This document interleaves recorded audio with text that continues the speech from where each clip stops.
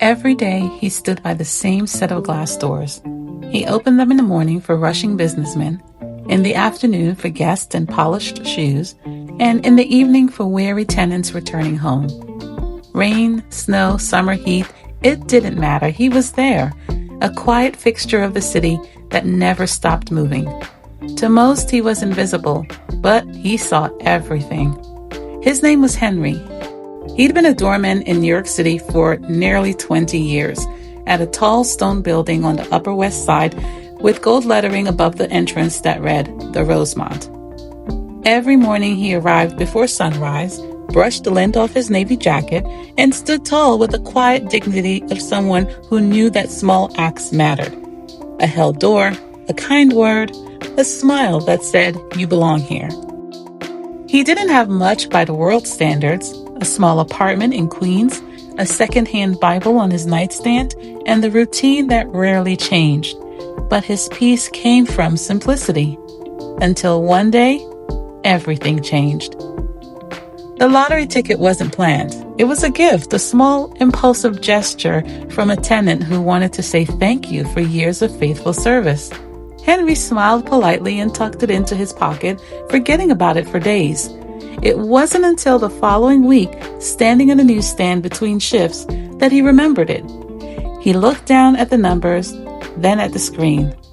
Every one of them matched.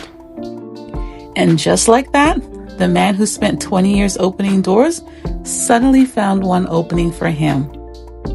For days he said nothing, not to his coworkers, not to his neighbors, not even to the man at the deli who knew his order by heart. He went back to work the next morning as if nothing had changed. Same uniform, same greeting, same posture. What do you do when the life you've built, simple, humble, content, suddenly fills with options too heavy to hold? When you can buy anything, but you don't know what's worth keeping. He found himself praying more than ever, not for more, but for wisdom, because sometimes blessings can test your heart more deeply than hardships ever will. It was a cold morning when he stood at the lobby window watching the city move.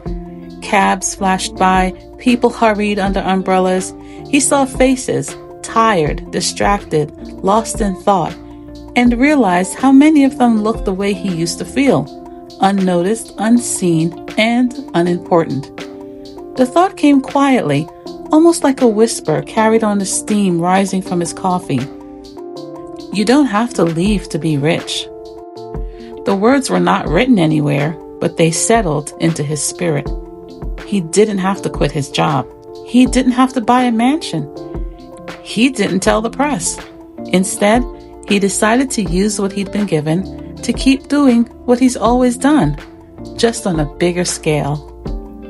A few weeks later, envelopes began to appear around the city, in mailboxes, slipped under doors, tucked between pages of a worn library book. Everyone carried the same note, written in Henry's careful handwriting. It read, "You are seen, you are loved. Don't stop showing kindness. Signed, a friend." Inside each envelope was cash, sometimes $50, sometimes $500. No one ever knew where it came from, but the city began to change. Doormen began helping other doormen, tenants started greeting the staff by name, and strangers began smiling at one another in the elevator.